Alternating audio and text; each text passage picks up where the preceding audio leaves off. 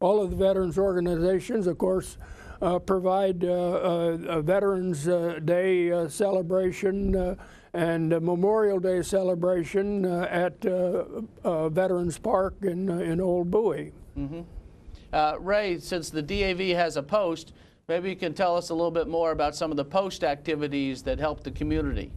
Okay, well, we have crab feasts, and most of all of the money we raise goes to service for veterans. We have the hospital, some of the hospital programs where we used to go physically, but since 9/11, they've made a lot of restrictions, so we just make donations. One of the big programs, and I know that this is the DAV and VFW, but a lot of us, we do participate by contributing to the Marines Helping Marines program at Walter Reed and Bethesda, and these are the wounded veterans coming back from Afghanistan and Iraq. In fact, today we were supposed to have some wounded warriors play golf with us, but due to the influx of some heavily wounded from Afghanistan, they had to stay at the hospital and help out. Well, why don't you tell us a little bit more about the golf program, because I believe that's an annual event? Yes. And who sponsors that, and well, what happens? the DAV, here, our local chapter sponsor it, and it's in memory of two of our past commanders, Al Toohey, who started the program back in '88, and then Jim Pritchard picked up the program after Al died. And as I say there again, as the time goes by, we have a hard time getting golfers, but we always play golf the third Monday of September every year. And we're at the Bowie Golf Course, and it's very reasonable, and we do a nice luncheon at the DAV afterwards, a lot of prizes. Today we had like 68 registered golfers. We'd like to have 144. So. Maybe next year. Maybe next year, right. And it's not, the golfing is not open to just members of the DAV. Anyone who wants to play right. golf, Yeah. and anyone who don't have to play well. We had some golfers out there today who, the spirit was willing, but the flesh was a little weak. Right. But nonetheless, they were there and participating, and that's so that there's no, you don't have to be Tiger Woods to come out there on the third Monday in September. Right. Now, one thing we do have is our auxiliary, along with the chapter, we do a veteran, and for Thanksgiving and Christmas, we furnish a complete meal for a family, and most of the family, we have our biggest base in the area is Fort Meade, and there's so many people from Fort Meade who are deployed. We try to help a deployed family member with toys and with food, and we give them a really nice Thanksgiving and Christmas banquet. And then also, there again, the 4 organizations, even though it's a Marine Corps League program, we all participate in the Toys for Tots, which is coming up. And Pat Lamb from the American Legion has been the driving force. He's an associate member of our Marine Corps League. And DAV is a pickup point for Toys for Tots. So if you have a new unwrapped toy, bring it to the DAV or give us a call. We'd be more than happy to come and pick it up. And the last 5 years, the Marines who picked up over at the Legion said that we are the best pickup point in Prince George's County. We have anywhere from $6,000 to $8,000 of toys that we get every year. It's a terrific program for the kids at Christmas. And Harlan, I know the VFW has an auxiliary too.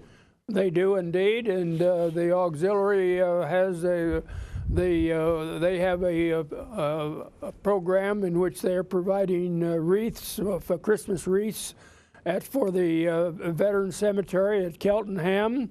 And last year they provided 50 wreaths. This year they're planning on 100 wreaths. They also participate with the Veterans Appreciation Program that's conducted at the Senior Center, and they support, of course, the programs of the Legion, and they participate actively in the Patriot Pen and the Voice of Democracy programs. Mm-hmm.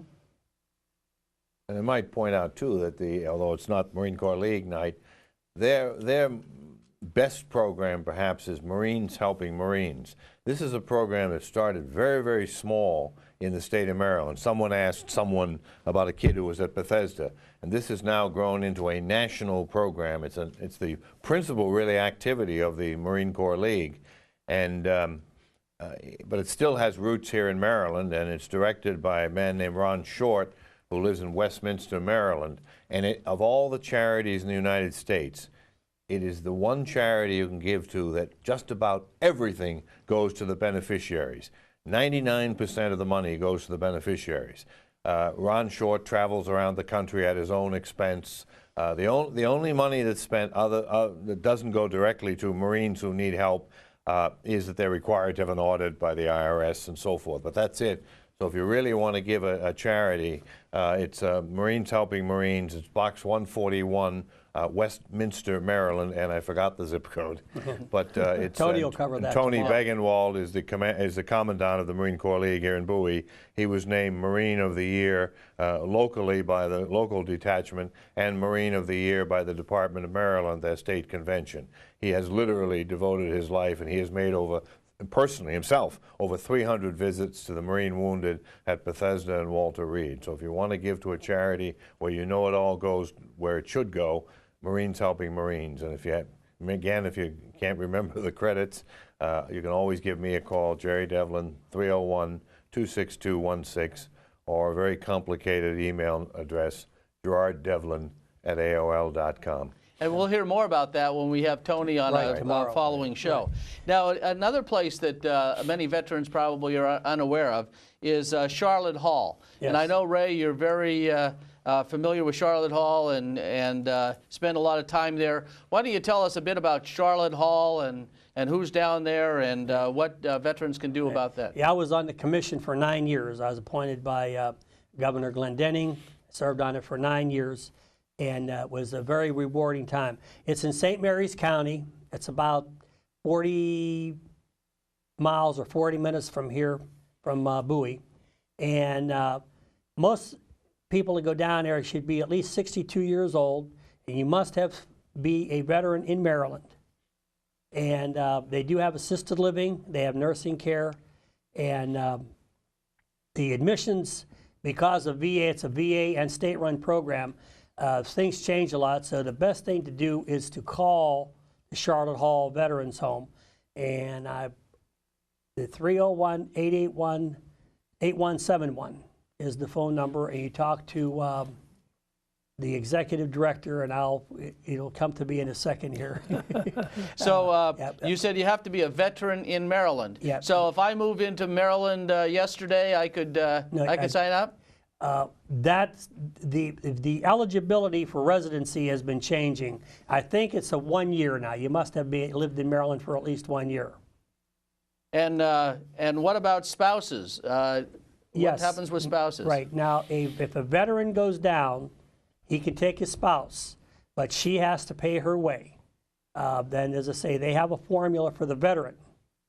They have, as I say, admissions has all that information, and you get that right from the admissions person. For every person is individual when they go down there. There's no set for every one person. I see. Just so everybody's familiar, we are aware that there are female veterans, and so it could be the female veteran and her spouse. Right. in that case. Now, what about fees? Are there fees involved with staying there? It's taken care of by the state and the VA, and of course, there again, a spouse that comes out of pocket. Okay. How many? Is there a waiting list to get in? Right now, no. Charlotte Hall is probably right at 68%. They have 504 beds down there, as they have completed all the phases, and they have 504 beds. Unfortunately, where it's located, there's hardly anybody from Western Maryland down there.